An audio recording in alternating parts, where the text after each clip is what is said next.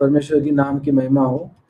और भले ही हम गिनती में कम हैं, परमेश्वर का धन्यवाद हो कि हम इतने लोग बाइबल अध्ययन के लिए एकत्रित हो सके। भाई टाइटस का भी स्वागत करना चाहता हूँ। प्रभु ने सहायता करी कि वो भी आज हमारे बीच में है और हम साथ में कुछ बातें प्रभु के वचन में से सीखेंगे। हम अभी कुलोसियों की पत्री से अध्ययन कर रहे हैं। कोलोसियंस, द लेटर टू द कोलोसियंस, कुलोसियों की पत्री, और उसके हम तीसरे अध्याय पे हैं। तीसरे अध्याय के 1 से लेकर लगभग हमने 10 तक कई सारी बातों को सीखा है। आज हम उसके आगे की कुछ बातों को सीखेंगे, लेकिन उससे पहले एक बार पढ़ भी लेंगे और रिवाइज भी कर लेंगे। तो हम कोई भी एक भाई उसको 1 से लेकर 10 तक या 11 तक पढ़ लें, या 14 तक पढ़ लें, 1 to 14 पढ़ लें। भाई बहन पढ़ सकते हैं।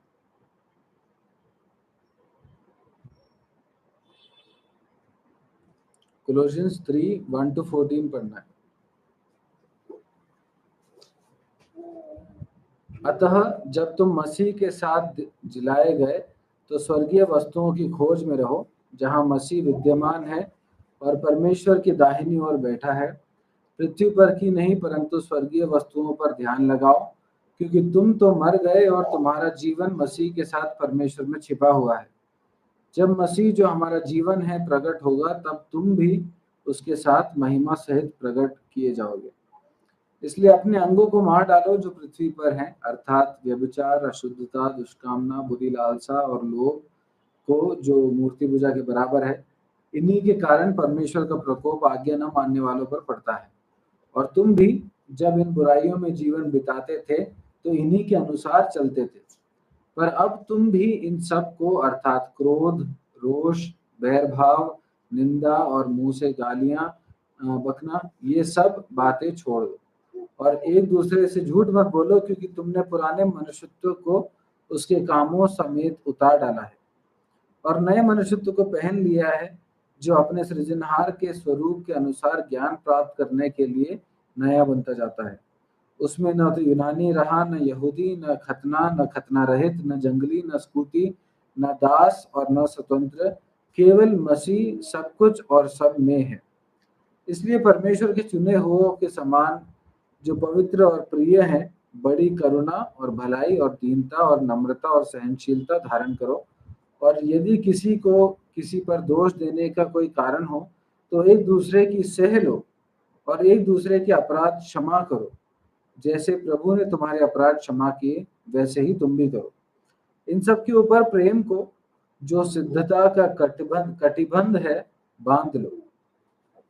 तो हमने अभी 1 से लेके 14 पद तक पढ़ा। हम एक शब्द प्रार्थना करेंगे। प्रभु जी, हम धन्यवाद देते हैं समय के लिए। प्रभु हम आपके वचन से सीखने के लिए आए हैं। प्रभु हम प्रार्थना करते हैं प्रभु कि आप सिखाएं। प्रभु आप इन वचनों से हमसे बात करें। प्रभु ये आपका वचन है, आपने ये लिखा है, हमारे लिए लिखा है। प्रभु हम उसको समझ सके, अपने जीवन में लागू कर सके, हमारी सहायता कीजिए। प्रभु हम जो यहाँ बैठे हैं और जो ऑनलाइन माध्यम से जुड़े हैं, हम सब अपने आप को आपके हाथ में सौंपते हैं। आप सहायता करें प्रभु। इस प्रार्थना को प्रभु यीशु मसीह के नाम में मांगते हैं, आमीन। ठीक है, तो हमने पिछले करीब 1 महीने इस अध्याय को शुरू किया था और हमने अभी तक क्या सीखा वो देख लेते हैं एक बार। तीसरे अध्याय के पहले 4 पदों में कुछ डॉक्ट्रिनल बातें हैं, या फिर प्रैक्टिकल या व्यावहारिक कार्यों से पहले कुछ और बातें पौलुस कलीसिया को बता रहा है वहां पे, और हमको बता रहा है, हम जो अब यहाँ अब इसको पढ़ रहे हैं। तो उसमें एक चीज जो साइलस भैया ने 1 महीने पहले लगभग शेयर की थी, कि इसमें 3 चीजें दिखाई देती हैं कि हम क्या थे, हम क्या हैं और हम क्या हो जाएंगे, क्या हम होने वाले हैं। ठीक है, तो हम क्या थे, हम जिन्होंने अटेंड किया है पहले, हम क्या थे बता सकते हैं? हम क्या थे? हम मरे हुए थे। हम मरे हुए थे, वी वर डेड। हम मरे हुए थे मतलब, मरे हुए थे मतलब परमेश्वर से अलग थे, है ना। हम अपने पापों में मरे हुए थे, हमारा शरीर जिंदा था लेकिन हम हमारे पाप में मरे हुए थे। कब से मरे हुए हम? हमने जब पहला पाप किया उसके बाद हम उस अवस्था में गए, या कब से मरे हुए हम हैं? जन्म से हम उस अवस्था में ही है। हमारे शरीर ने तो जन्म ले लिया लेकिन हम उस मरे हुए अवस्था में जन्म से है ना। क्यों? क्योंकि हम में पाप पहले से ही वास करता है। अदन की वाटिका में हमें निष्पाप बनाया था, आदम को, हव्वा को पाप के बगैर बनाया था। लेकिन जब से उन्होंने पाप किया है, अब वो जेनेटिकली हम सब में ट्रांसफर हो गया है और हम जन्म से पाप में है ना। हम जन्म से मरे हुए हैं, है ना। कितना पैराडॉक्स लगता है, विरोधाभास लगता है कि हम जन्म से मरे हुए हैं, है ना।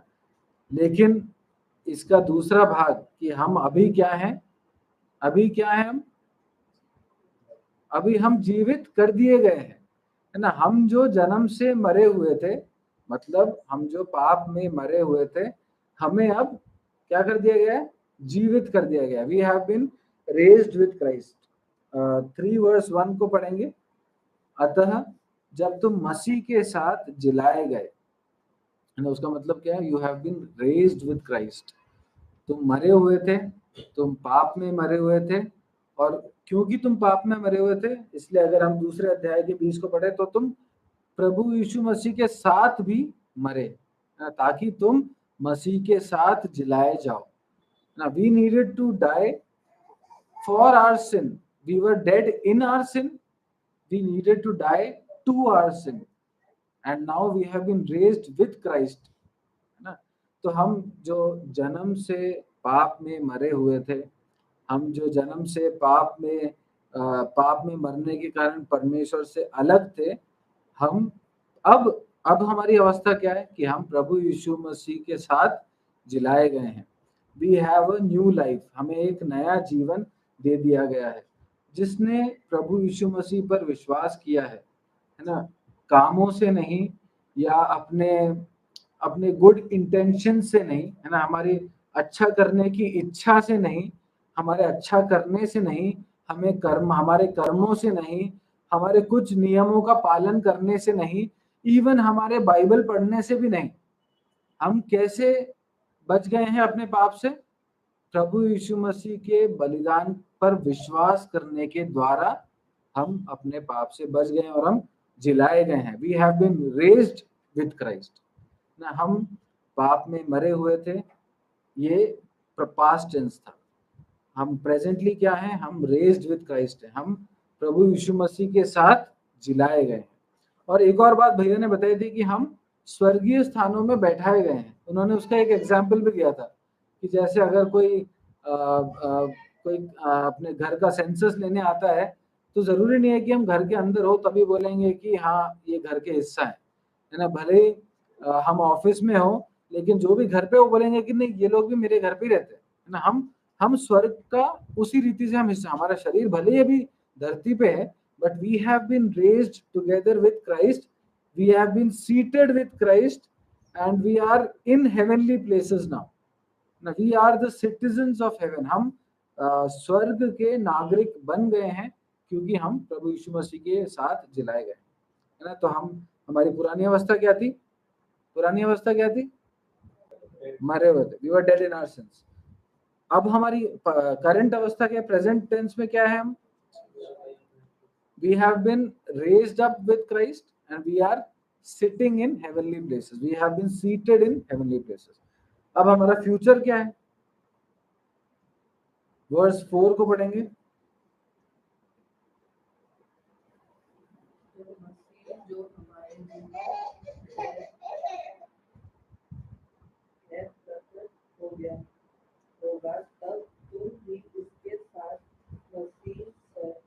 महिमा सहित यस। तो फ्यूचर क्या है? एक फ्यूचर तो इसमें, एक फ्यूचर की बात ये लिखी है कि प्रभु यीशु मसीह एक दिन महिमा के सहित प्रकट होने वाला है ना। प्रभु यीशु मसीह पिछली बार जब इस दुनिया में आए थे तो पापों के लिए मरने के लिए आए थे, है ना। उस पनिशमेंट, उस न्याय को सहने के लिए आए थे जो हम पर होना था। अब फ्यूचर में क्या है कि प्रभु यीशु मसीह फिर से प्रकट होने वाले हैं। He is going to appear again, है ना। When Christ who is your life appears, मतलब प्रभु यीशु मसीह प्रकट होने वाले हैं। तब हमारा फ्यूचर क्या होगा? तब तुम भी उसके साथ महिमा सहित प्रकट किए जाओगे। एक चीज श्योर है कि प्रभु यीशु मसीह प्रकट होंगे, लेकिन सिर्फ विश्वासी हैं जिनके लिए श्योरिटी है जो कि वो महिमा सहित प्रभु यीशु मसीह के साथ प्रकट किए जाएंगे ना। ये ऐसी बातें हैं जो हमने कई बार सुनी है ना। हमारे सर्कल में ये बातें हमने कई बार सीखी हैं। हमने इवन प्रकाशित वाक्य में से पूरा अध्ययन किया था। हमने उसमें फ्यूचर की बहुत सारी बातें देखी थी। थिस्सलुनीकियों से अध्ययन किया था, उसमें हमने रैप्चर के विषय में देखी थी। बहुत सारी बातें हमने देखी, हमने जानी है। तो कई बार लगता है कि हाँ, ये तो हम जानते हैं, मगर उस स्पेशल मोमेंट को आप ध्यान रखें या याद रखें कि क्योंकि मैंने प्रभु यीशु मसीह पर विश्वास किया है, मैं जो मरा हुआ था अब मैं जीवित हूँ, प्रभु यीशु मसीह के साथ जिलाया गया हूँ, और मेरा फ्यूचर भी सिक्योर है। क्या? कि मैं महिमा में प्रकट होऊंगा ना। किसके साथ प्रकट होऊंगा? प्रभु यीशु मसीह के साथ। जब प्रभु यीशु मसीह सेकंड टाइम आएंगे तो न्याय होएगा। जब न्याय होएगा तो जो प्रभु यीशु मसीह के साथ है, जो बचा लिए गए हैं, वो सुरक्षित हैं। बाकी सब जिनका नाम जीवन की पुस्तक में नहीं है, वो कहाँ जाएंगे? कहाँ जाएंगे? जिनके नाम जीवन की पुस्तक में नहीं है, हाँ? नरक में जाएंगे, है ना, आग की झील में जाएंगे। तो प्रभु का धन्यवाद। तो हमने ये बातें सीखी थी। फिर हमने ये बात देखी थी कि 5वें पद से अब अभी तक जो 1 2 3 4 वर्सेस में हमने सीखा कि हमारी अवस्था क्या है या हमारी अवस्था क्या होने वाली है। 5 6 7 8 9 10 और आगे के वर्सेस में हम देखेंगे कि क्योंकि हमारी अवस्था ये है तो हमारा जीवन कैसा होना चाहिए, है ना। हमने उद्धार पा लिया है, तो अब हम क्या करें? पाप में जिए। उद्धार तो हो गया है, हम तो स्वर्ग में बैठा दिए गए हैं, तो अब तो हम अब पाप कर लेते हैं। स्वर्ग में तो जगह हो गई हमारी, तो अब पाप में जिए, हैं? पाप में जिए नहीं ना। क्या क्या करना है? हमने सीखा है पहले वर्स 5 में क्या लिखा है? कुछ करने को लिखा है वर्स 5 में।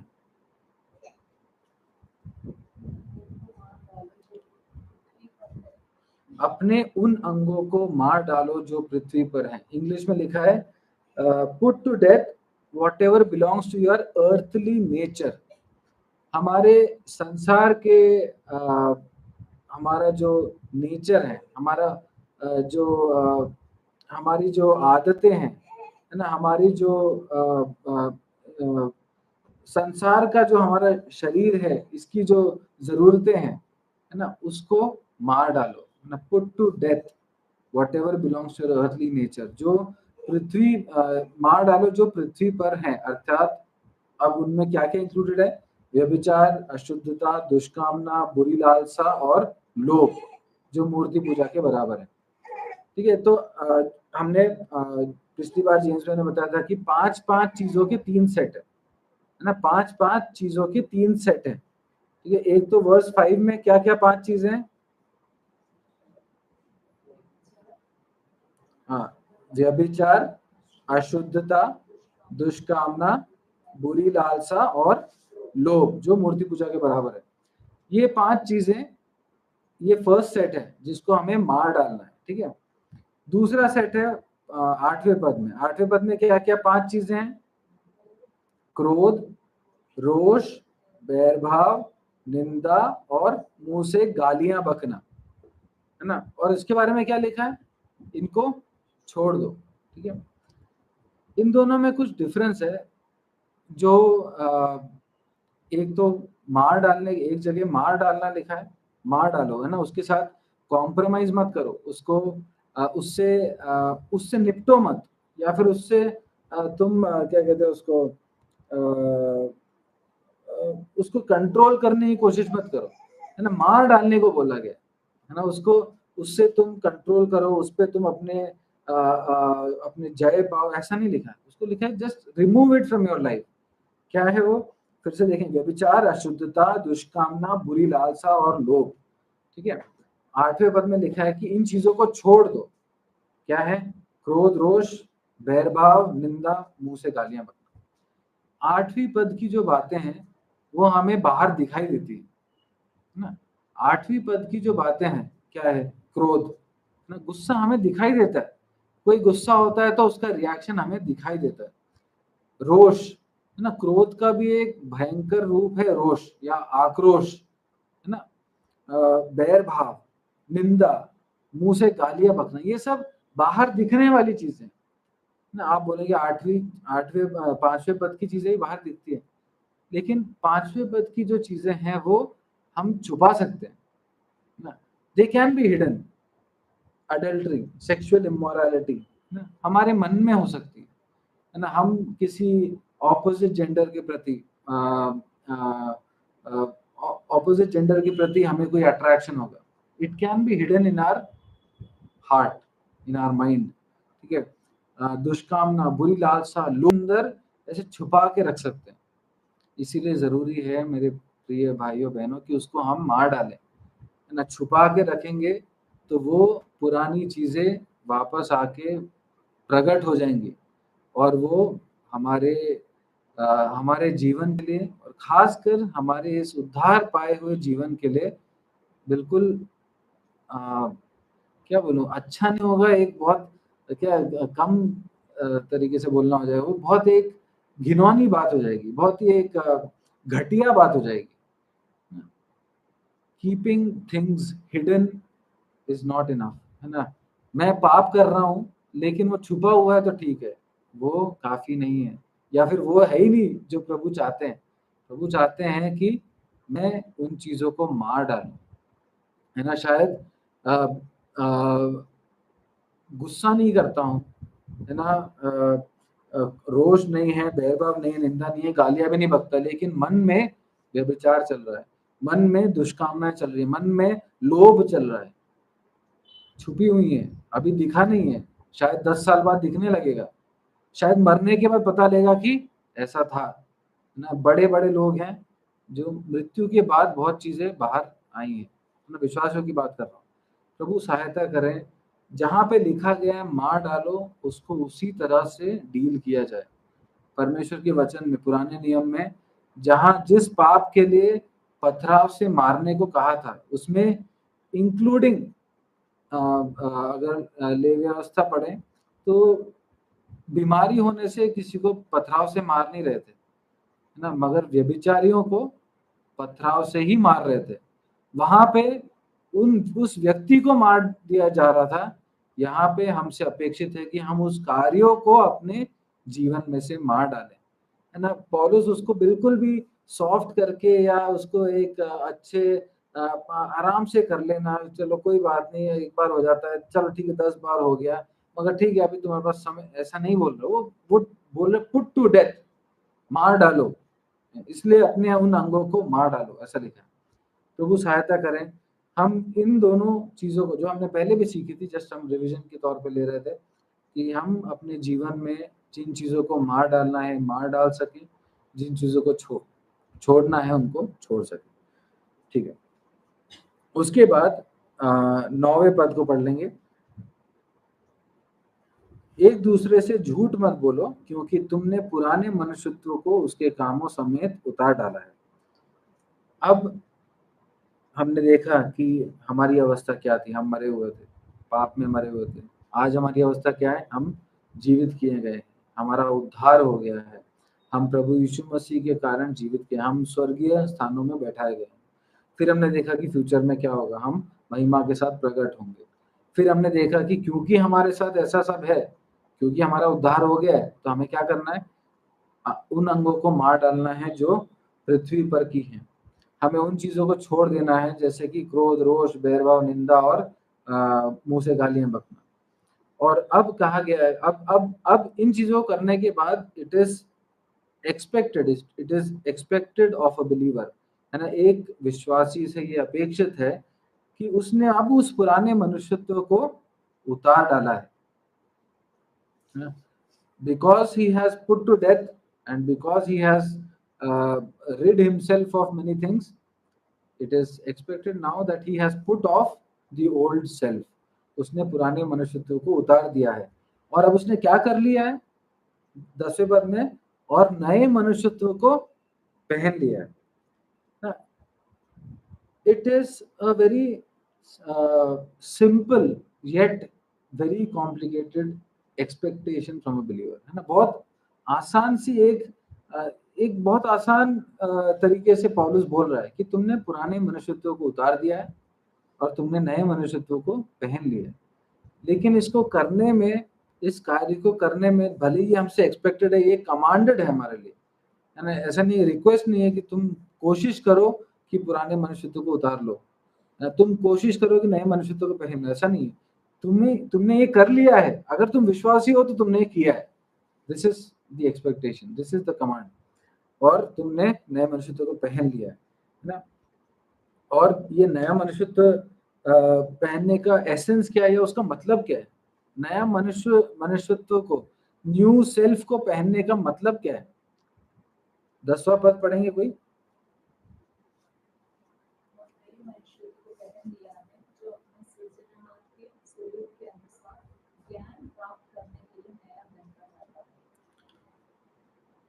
जो अपने सृजनहार के स्वरूप के अनुसार ज्ञान प्राप्त करने के लिए नया बनता जाता है। अब हम सबसे पहली पुस्तक में आए बाइबल के, है ना, जेनेसिस, उत्पत्ति। उसमें मनुष्य को किसी के रूप में बनाया था। किसके रूप में बनाया था? मनुष्य को किसके रूप में बनाया था? गॉड, है ना। परमेश्वर ने अपने रूप में मनुष्य को बनाया। मनुष्य ने क्या किया? पाप करा। मनुष्य ने पाप किया तो वो परमेश्वर जीवन है, मनुष्य मृत्यु के अधीन हो गया ना। He lost in that garden, he lost the image he was created in. लेकिन अब जब हम नया मनुष्यत्व पहन लेते हैं, उसका अर्थ क्या है कि अब हम क्या कर रहे हैं? हम अपने सृजनहार के स्वरूप को पहन रहे हैं ना। We have been given a new life and now we have been given that opportunity to wear that image again, na put on that image again, ना। परमेश्वर हमें अपना पुत्र होकर ही देखते हैं अब ना। परमेश्वर हमें अपनी संतान बना दिए हैं। तो अगर इफिसियों उसका इफिसियों 4 का 24 पढ़ेंगे, Ephesians 4 verse 24।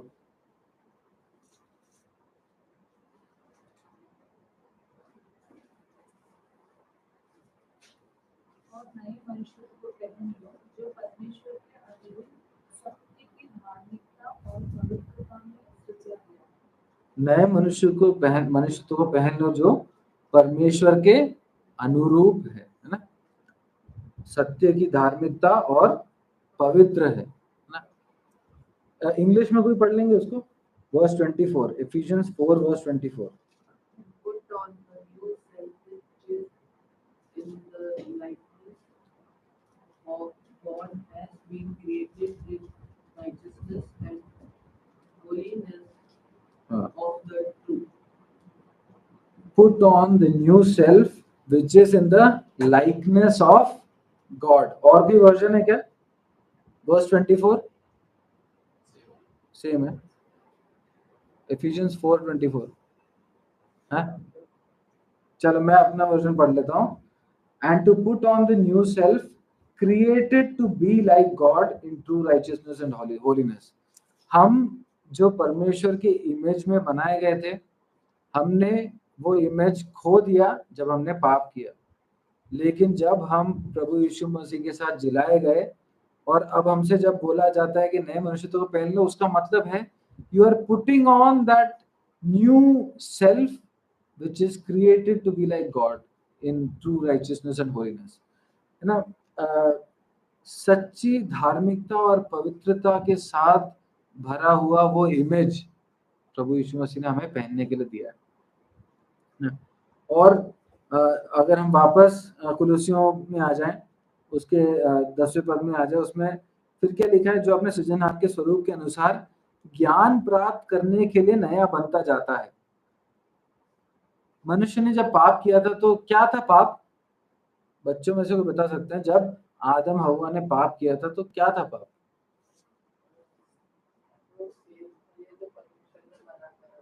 हाँ, वो कौन से पेड़ में था?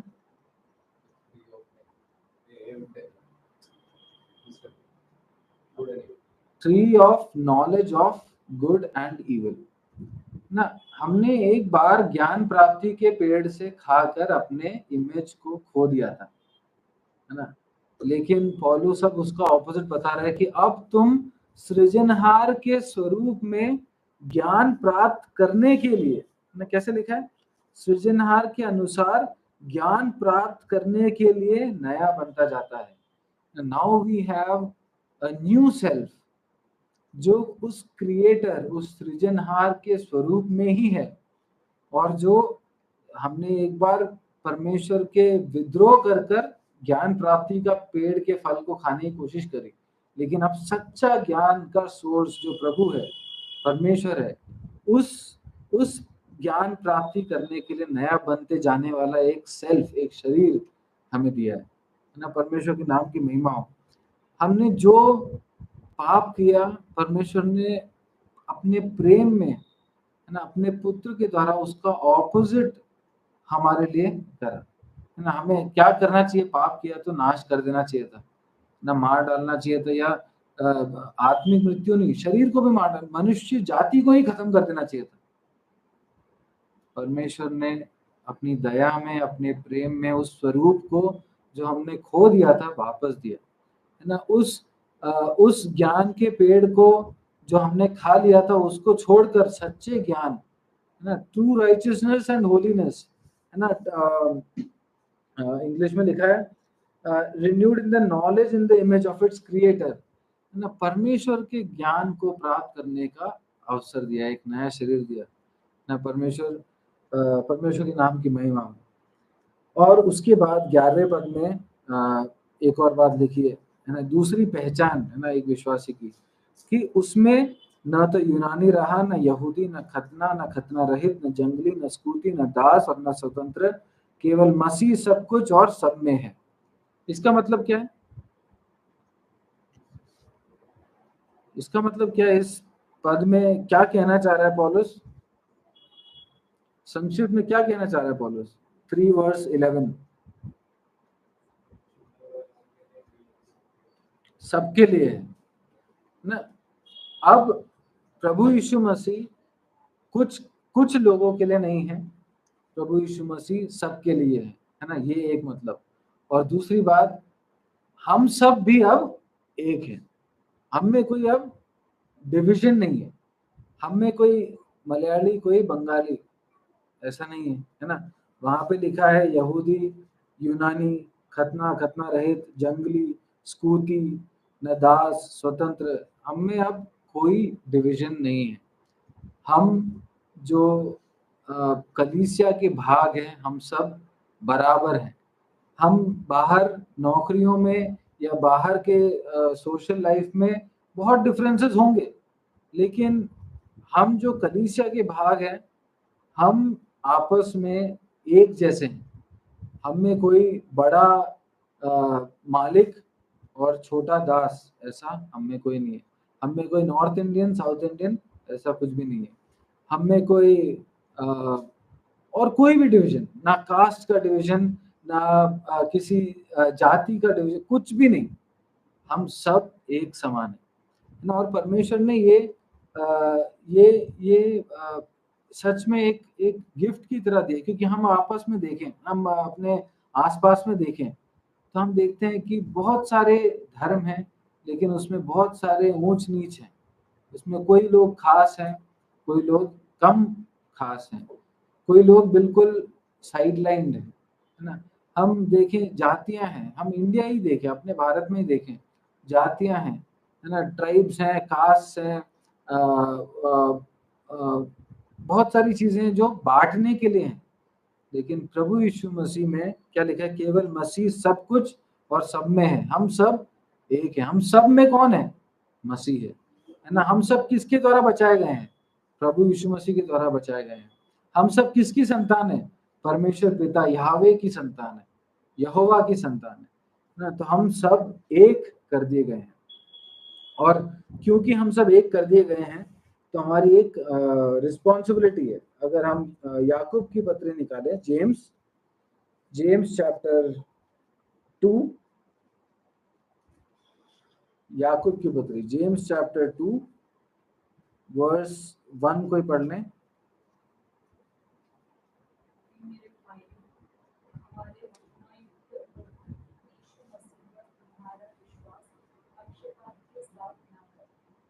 क्या लिखा है इसमें? क्योंकि हम सब एक हैं तो क्या नहीं होना चाहिए? फेवरेटिज्म, पक्षपात ना हो, है ना। हे मेरे भाइयों, हमारे महिमा युक्त प्रभु यीशु मसीह पर तुम्हारा विश्वास पक्षपात के साथ ना हो। और 5वें पद को पढ़ लेंगे। हे मेरे प्रिय भाइयों सुनो, क्या परमेश्वर ने इस जगत के कंगालों को नहीं चुना कि विश्वास में धनी और उस राज्य के अधिकारी हों जिसके प्रतिज्ञा उसने उनसे की है जो उससे प्रेम रखते हैं। 6 भी देखते हैं, पर तुमने उस कंगाल का अपमान किया, है ना। कलीसिया में ऐसा होने लगा कि फेवरेटिज्म शुरू हो गया। कोई जो पैसे वाला आता था उसको बैठने के लिए अच्छी जगह मिलती थी, जो थोड़ा गरीब आता था उसको नीचे बैठाया जाता था या साइड लाइन कर दिया जाता था ना। ये सब शुरू हुआ तो याकूब वहां लिख रहा है। मगर हमने जब सीखा है कि हम सब एक हैं, हमें कोई डिवीजन नहीं है, हमें कोई ऊंच नीच नहीं है, तो हम सब में पक्षपात भी नहीं होना चाहिए। ठीक है।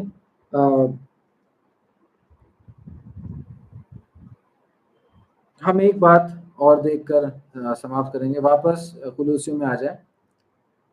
कुलुस्सियों 3 अध्याय, उसके 12, 13 और 14 को पढ़ेंगे। कुलुस्सियों 3 अध्याय, उसके 12, 13, 14। इसलिए परमेश्वर के चुने हुओं को समान, जो पवित्र और प्रिय हैं, बड़ी करुणा और भलाई और दीनता और नम्रता और सहनशीलता धारण करो। ठीक है, हम यहाँ तक देख लेते हैं।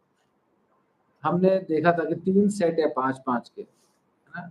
सबसे पहले हमने देखा मार डालना किन चीजों का है, 5 बातें उसमें देखी। फिर हमने देखा छोड़ देना किन चीजों का, 8वें पद में 5 बातें वहां देखी। अब एक विश्वासी को क्या क्या पहन लेना है या क्या क्या धारण कर लेना है, उन चीजों को देखते हैं। क्या क्या है? बड़ी करुणा, भलाई, दीनता, नम्रता और सहनशीलता। इन चीजों को धारण करने के लिए बोला है। जब हमने न्यू सेल्फ को पहन लिया है तो हमें परमेश्वर का इमेज, है ना, अपने सृजनहार का स्वरूप मिल रहा है। सृजनहार के द्वारा ज्ञान प्राप्ति के लिए नया बनाए जा रहे हैं ना। हम में अब कोई डिविजन्स नहीं है हमसे, तो इसलिए हमसे अब क्या अपेक्षित है, क्या एक्सपेक्टेड है कि हम बड़ी करुणा, भलाई, दीनता, नम्रता और सहनशीलता धारण करें। ये किसकी खासियत है? ये सारी चीजें जो हैं, ये सारे वर्च्यूज या फिर ये सारे गुण किस में देखे जाते हैं? किस में देखे जाते हैं? परमेश्वर में, ना, प्रभु यीशु मसीह में, है ना। हम पर बड़ी करुणा दिखाने वाला कौन था? प्रभु यीशु मसीह थे।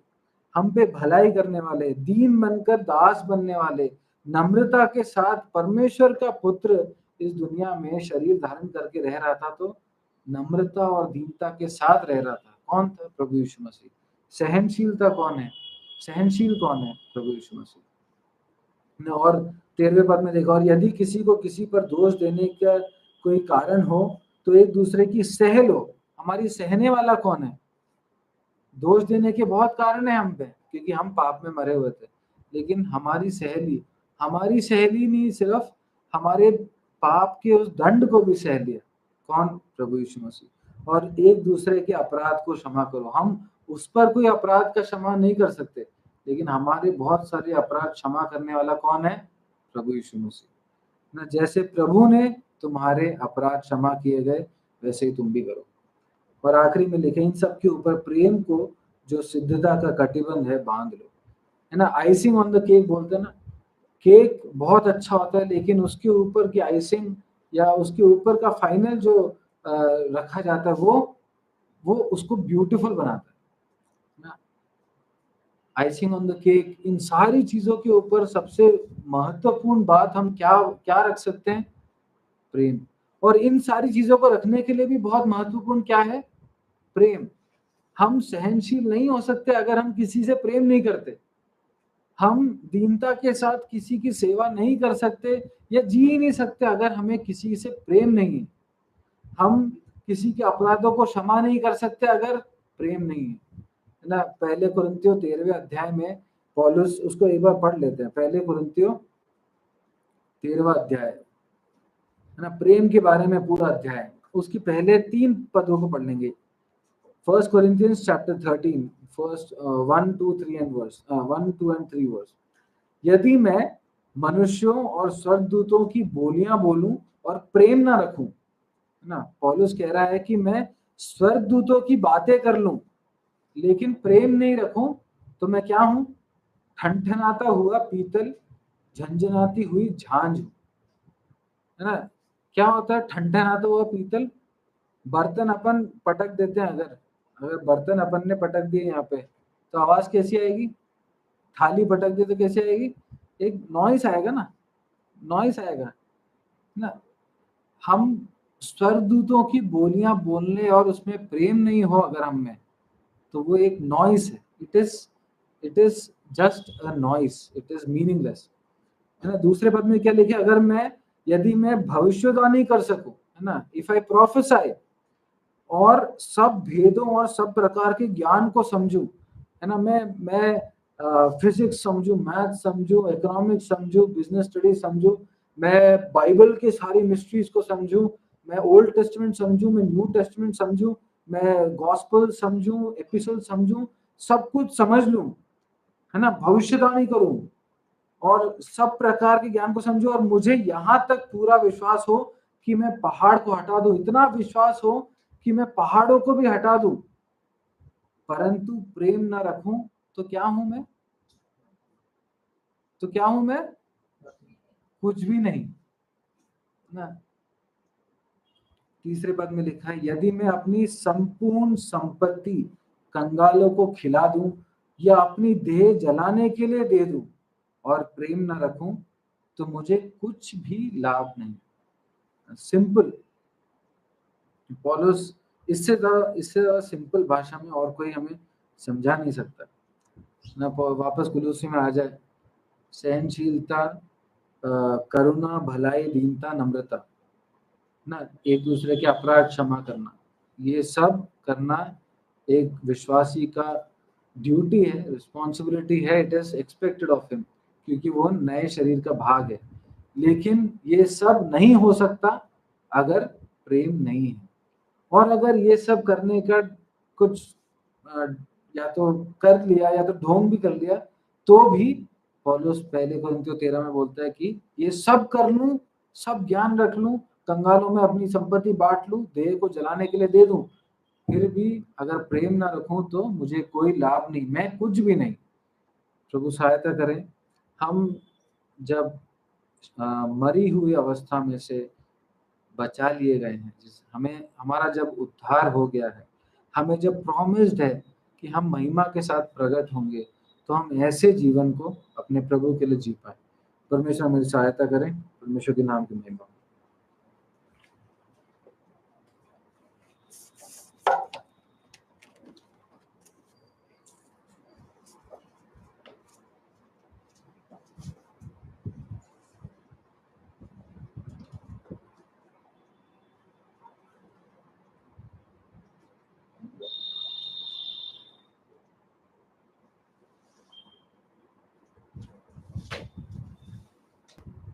प्रभु जी इस समय धन्यवाद देता हूँ कि आपने मुझको धन्यवाद देता हूँ कि आपने मुझे दिया। तो मैं प्रार्थना करता हूँ, मैं धन्यवाद देता हूँ कि